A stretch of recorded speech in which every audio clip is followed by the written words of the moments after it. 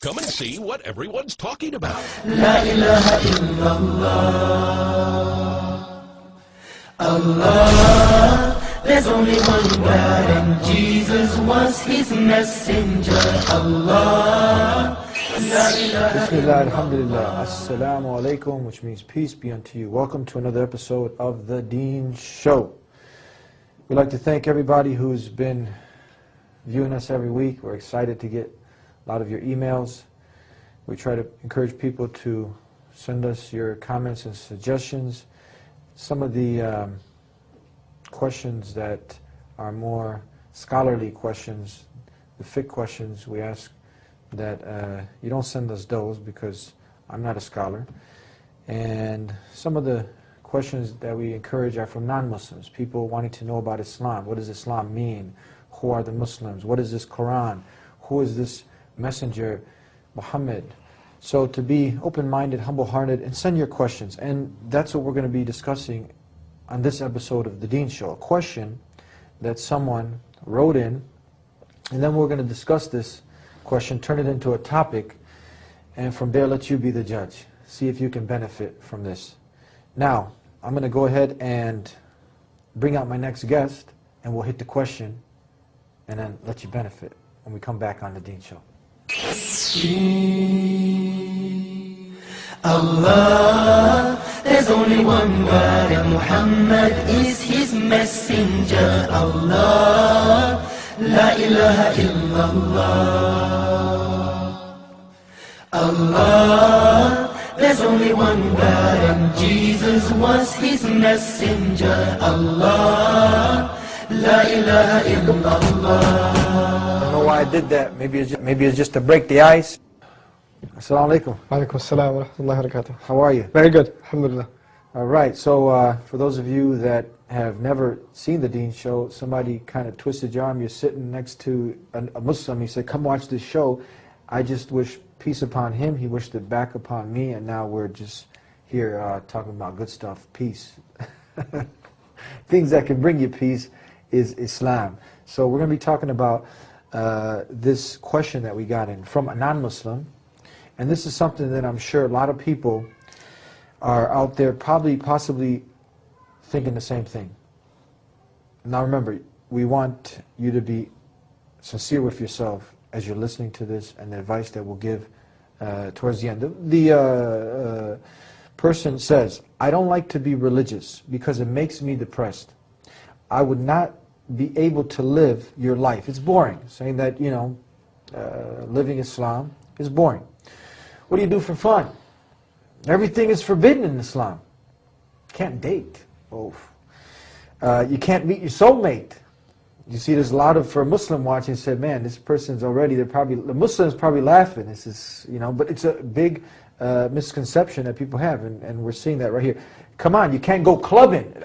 God forbid if you miss that Friday, Saturday night at the club, you know, you got to get that VIP card. God forbid if I can't do that. Okay, you can't have an occasional drink. You know, Kool-Aid and orange juice and all the other hundreds of drinks that are out there, that's not enough, but we got to have that Jack on the rocks, huh? Okay, you can't have sex if you feel like it. I just want to get down. So the person's saying, I want to get down when I want to do it. That's a boring life, Eddie. Women in your religion cover from head to toe. There's no freedom at all. I add my own words into this a little bit. It's probably the sisters who are Muslim, which we know that many more women are coming to Islam, probably laughing at this. But the person that's given this question, I'm just adding a little humor to this, but because it's funny to us. But we hope you're still listening. Look, but men can have more wives as long as I know. This is ridiculous, man. It's the best not to follow any religion. I feel sorry for the Muslim females, and etc., etc. They can have more wives, and they put the woman down. And the other final thing is the media. And look at, you know, the terrorism with media and associating Islam with all these things blowing up.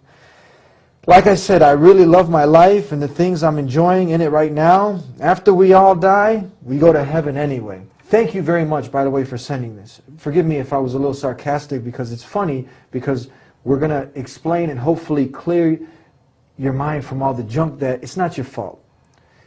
If you go on, if you're sincere and you want to know the truth, after you get the truth delivered to you, now you're going to be responsible in front of your Creator. So we're going to talk about this. I hope I translated this or read it right.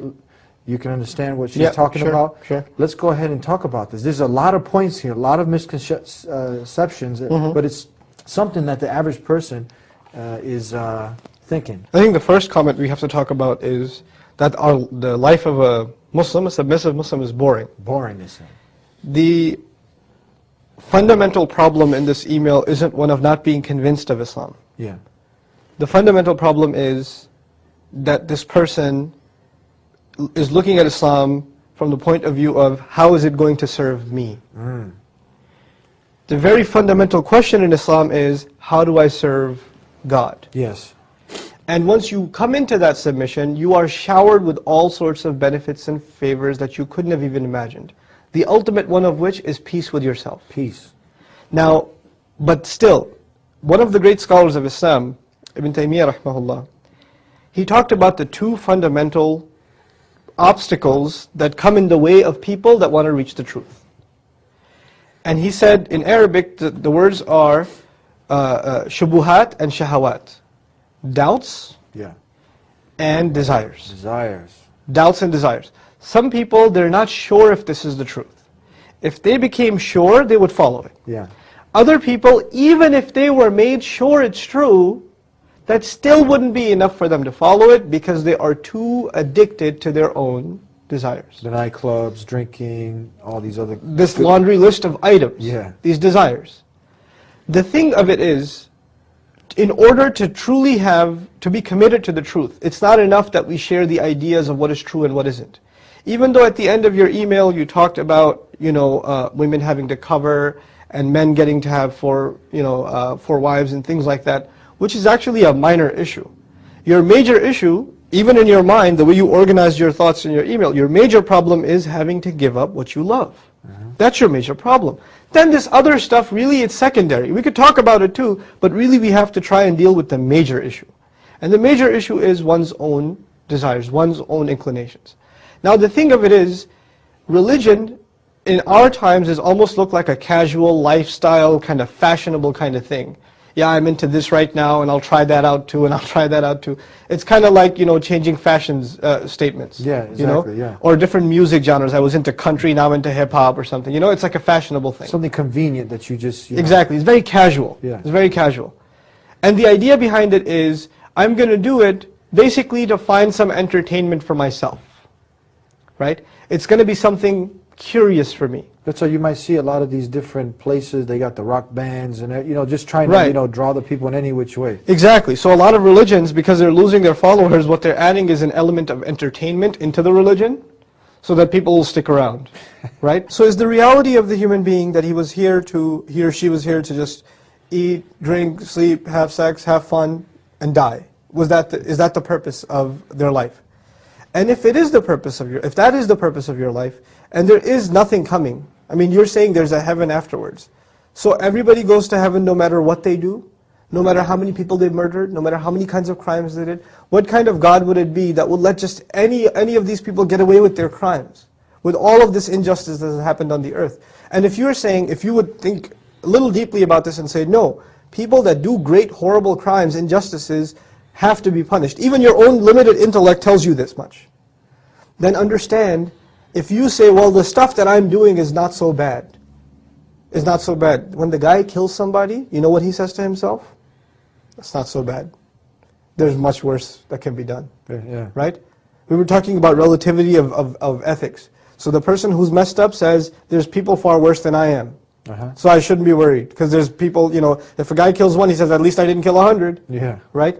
So this mentality of saying, well, what I'm doing is just enjoying myself. I'm not, there's no consequences of this, is because you've become the judge of what is right and what's wrong. What Muslims are arguing, with all sincerity and humility, is that you and I are not in a position, in the absolute sense, to decide even what is good or harmful for our own selves. Even what's good and harmful for our own selves. We're not in a position to know what is coming ahead of us. So you can't say that you know this on your own from human experience. This is knowledge beyond yourself. So when you say with full confidence, after this half the email about turning this life into heaven for yourself, doing whatever you want, that's heaven, isn't it? Yeah. So turning this life into a life of pleasure for yourself. And then you argue, well, I'm going to party here, and then when I die, there's more coming. There's more coming. Then you've decided to make a past judgment on something you have no knowledge of. You have no knowledge of this. You know, Allah Azza wa Jal speaks, He says, أَتَقُولُونَ عَلَى اللَّهِ مَا لَا تَعْلَمُونَ. Are you saying on behalf of God what you have no knowledge of? Are you saying on behalf of Allah what you have no idea about? So the idea that you're okay in the hereafter is almost like a delusion. And actually, in fact, it is a delusion. That I'm doing all right. There's nothing wrong. There's nothing wrong with my life. And especially, you know, if you're a young person and you think your whole life is ahead of you, how many young people that thought their whole life was ahead of them, that were going to party away their life, died in a car accident? That died on their way to the club, that never got a chance to live out their entire life the way they had planned. And so they're false hopes, your false aspirations. You think these things are going to bring you happiness? You know why you keep going back to the club and you keep going back to these desires? Because you never find satisfaction. You're never satisfied. You're never going to be fulfilled. You're never going to be content. What we are offering in Islam, what we have found in Islam for ourselves, is a means by which our hearts are at peace. They're at rest. They're not discontent. We are pleased with what we have. And I promise you, you know, one of the most beautiful things in Islam is finding your soulmate. That's one of the most beautiful gifts in Islam. That's one of the things. So you can't meet your soulmate. You can't meet your soulmate. You see, what is a soulmate? It's not just about physical desires, physical pleasures. I'm sure you and other people you know have had the experience of thinking they found their soulmate, getting used, getting abused, getting manipulated like a, you know, like a toy, and then being thrown off, being, you know, disregarded. And people like that, you know, when somebody uses you like that, and somebody takes advantage of you like that, you lose respect for yourself, and you lose respect for others. So the next time around, you're going to do it to someone else, and you're not going to feel so bad about it either, because you've lost a little bit of your humanity every single time.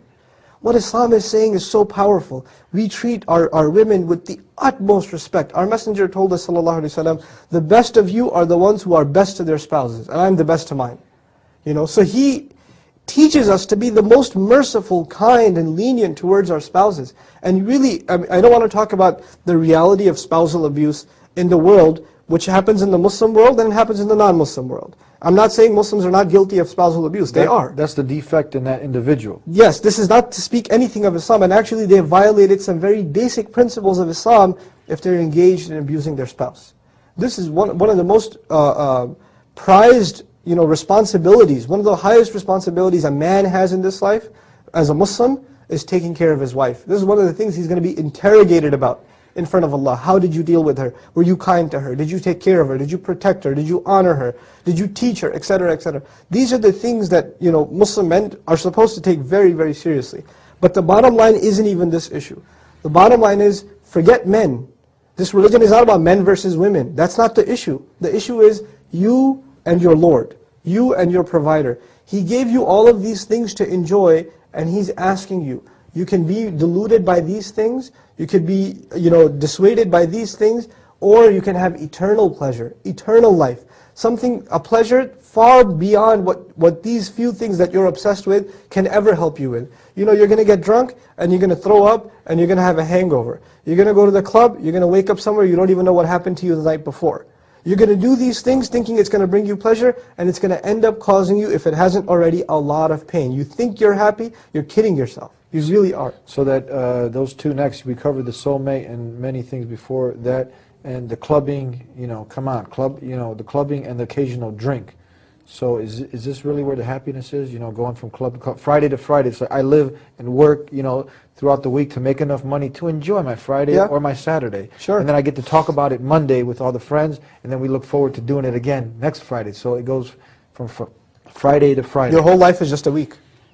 Your whole life is just a repeat cycle of that entire week. That's all it is. That's all your purpose amounts to. And really, I say, why do people love alcohol so much? You know, this is my personal take on it. This may or may not be true. Yeah. It's an escape from reality. Why do people get into drugs? Yeah. It's an escape from reality. Your life is so bad. You got so many problems. You got nothing to look forward to in your life. The only thing you have to look forward to is that time where you will jump around like a wild animal, drink something to lose touch with your problems, your reality, your own purpose. Right? So from weekend to weekend, you're just looking to get high or get away from this world, the reality around you. You don't want to take responsibility for why you were put on this earth. That's what it is. You're trying to run away from it. You're trying to escape it. Even if you're trying to find pleasure, if you're trying to find physical pleasure, if you're trying to find monetary benefit, people who run after money their entire life, they're still not happy. They still don't find happiness. They'll buy this big old mansion that they thought they would love, and after a couple of months of living in that mansion, they'll find somebody else's mansion that's nicer. And say, man, I don't have that, and there's a void in their heart. It's never going to be fulfilled. Your greed, your lust, it's never going to be fulfilled. Faith, real faith, true faith, offers something that nothing else can offer. It can fill your heart with contentment. That's what we're offering. So you have to fight your desires. You have to, for a moment, maybe for a day, for a week, we ask you just to put your desires aside. Just put them aside for a little while and just deeply reflect on the truth. Reflect on your real purpose in life and see if that can push you in a different direction. There were people much like you that were in a life of really entertaining themselves, drowning themselves in all of their seductions, and Allah gifted them with just a possibility, just a few moments of taking a seat back, pulling themselves out of that cycle and thinking about it for a moment. And they found the truth. And they are at more peace now than they were ever before. Why is it, do you think, that a young man, a young Muslim woman, good looking, healthy, smart, making good money, etc., is not going to go to the club? It has all the power to. What's stopping him? What is so powerful that it's not tempting him like it tempts you? Why is it that he's able to fight that? He's got something so powerful that nobody else can see, and we want to share that treasure with you. We want to share that. That's what we want you to experience. A lot of us, some of us are just coming over from what we call jahiliyyah, coming over from the days of ignorance. Some people, they can relate to this and they're laughing at it now because they have that true peace and that contentment. They don't have to go to the club. They don't have to go chasing the material world. But why do you think it is that someone, we've seen this, the woman, because the next point she mentions is, women in your religion, they got to cover from head to toe. But you'll see women just fighting so hard. It's like freezing outside, and she's got, the skirt coming up, and you're like, man, ain't you cold? She's just fighting, but now the cold weather will still have to have her put on some clothes. Yeah. Or she'll have to give out, the guys are out there, what their agenda is. They want to satisfy their desires. The woman, she feels insecure if she's not giving, at least if her phone's not blowing up and 20 guys are calling her a date. She's got to have this feeding to her ego, and it becomes like a game. It becomes like, this life we're just playing with each other. And it's really what a lot of times our sisters don't realize in humanity is that they're actually being used. They think they're dressing how they want. You don't want that. You're just appealing to the desires of men. That's what they want. It's not what you want. They want it more than you do. They want you to dress half naked. And so the thing about hijab and covering and modesty and things like that, first and foremost, it's a commandment in Islam. Well, the Muslim woman covers, she covers herself in a certain way. Why? Because she is convinced this is a commandment, a prescription from her Lord, and what her Lord says is better for her in her fulfilling her purpose. That's the essential point of this issue. But just to speak about clothing a little bit, there are, in Islam we say that there are three purposes of clothing. There are three purposes of clothing. One purpose of clothing is protecting yourself from the elements of the weather, like you just mentioned. Another purpose of clothing is beautification. Another purpose of clothing is modesty.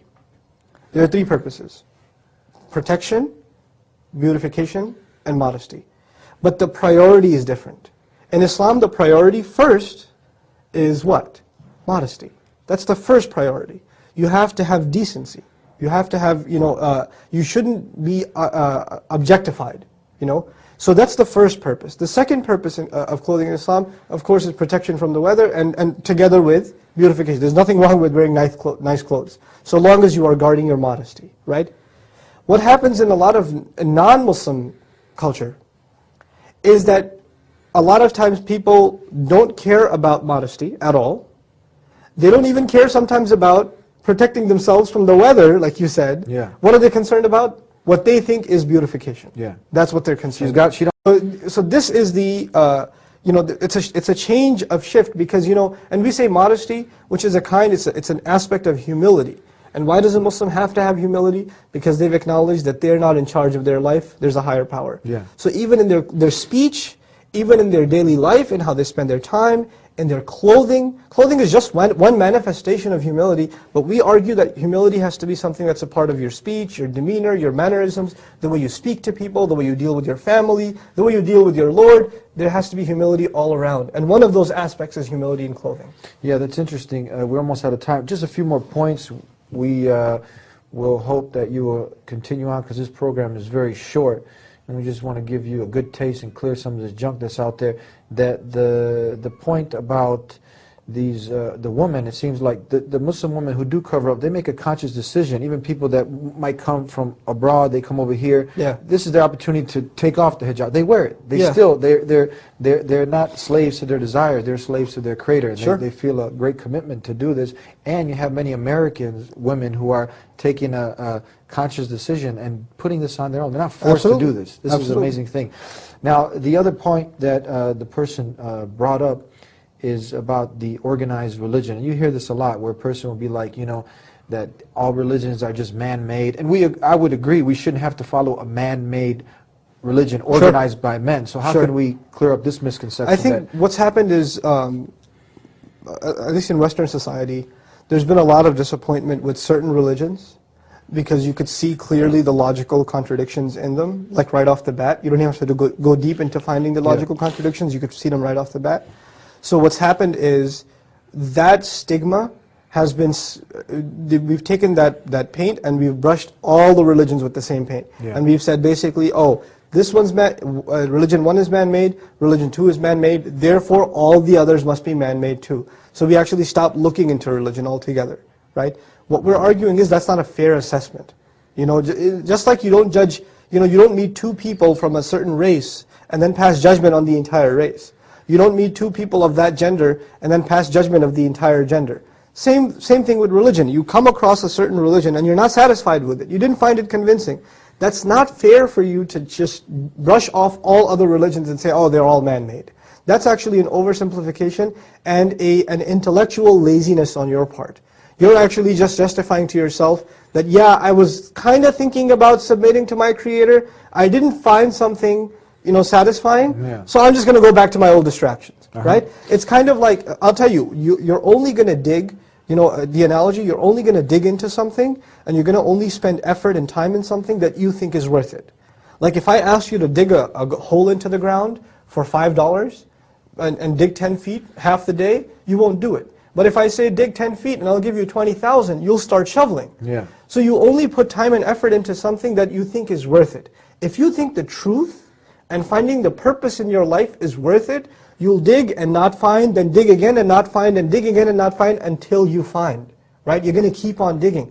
But this attitude of, generally, just without even any inquiry, without even caring to look at the matter, you just say, I don't have to look into it. I already know that there's nothing, it's all man-made, we're all going to go to heaven. Well, the idea of heaven comes from religion anyway, so where did you get that idea?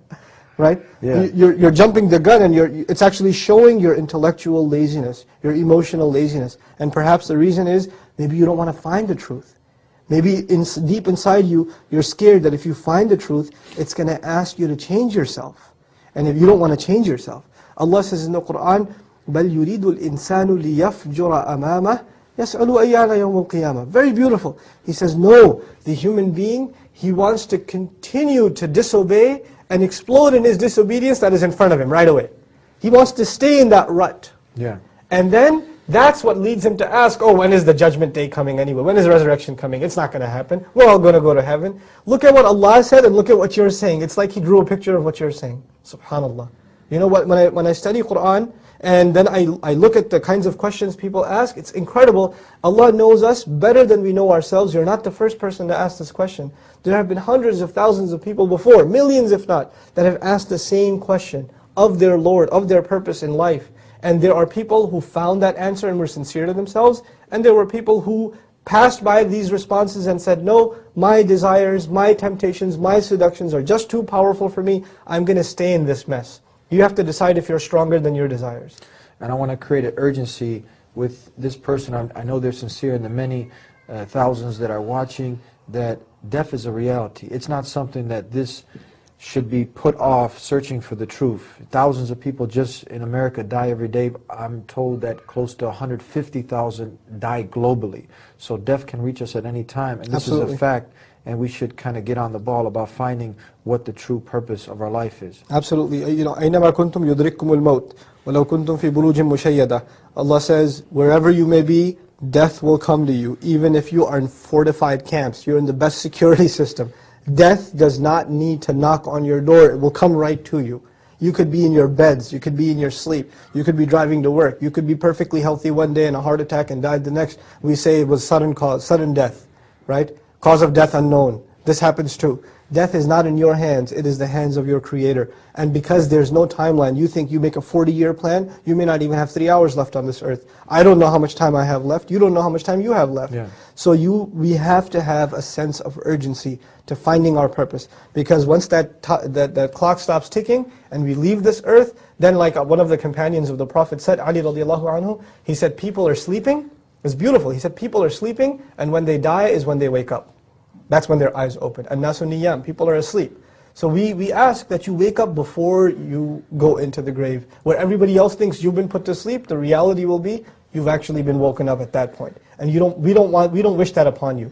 We don't wish that you wake up at that point. We wish upon you that you wake up now, that you think about your purpose and reality now, inshallah. Yeah, and it's not fair now that you expect the Creator, or you go to your boss and he told you and he gave you a list of responsibility. You neglected it, now you want to get paid at the end. Yeah, exactly. It doesn't make sense. Okay, thank you for being with us. You're quite welcome. We hope to have you back again, inshallah, God Inshallah. willing. Look And forward to thank it. you. I really hope that you're sincere, that you're honest, and I'm sure that I'm sure that you want to know the truth, and I hope that this somewhat will stimulate you to continue on in your journey. Do the most important thing. Ask the one who created this universe and everything in it. Take the first step. Don't fight the guidance. Ask him to guide you. The one who created you and took care of you and is still taking care of you, ask him for the guidance. And he created you. I mean, one of the beautiful things is that he's the most loving and the most merciful, and it'd be unfair that he wouldn't guide you, but it's unfair to yourself if you don't even ask him to give you the guidance. So ask him to guide you. Take that first step, that first crucial step to wanting to know the truth, and then when the truth comes, be on it. It's very simple.